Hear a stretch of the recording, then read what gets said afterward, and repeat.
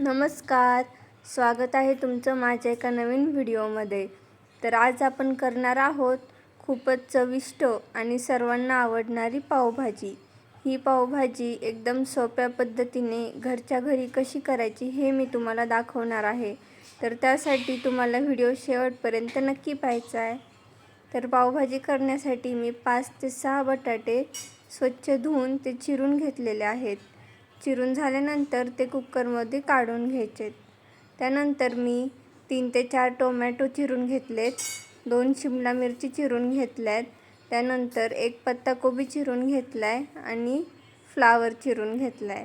त्यानंतर 1 बीट चिरून घेतलंय आणि हे सर्व चिरलेलं साहित्य मी कुकरमध्ये टाकून घेतले। त्यानंतर कुकरमध्ये 1 ते 1.5 ग्लास पाणी टाकून घ्यायचंय, झाकण लावून शिजवायला ठेवायचे। त्यानंतर त्याच्या 5 ते 6 शिट्ट्या काढून घ्यायच्या। त्यानंतर 3 ते 4 कांदे चिरून घेऊन त्याची मिक्सरमधून पेस्ट करून घ्यायची आहे।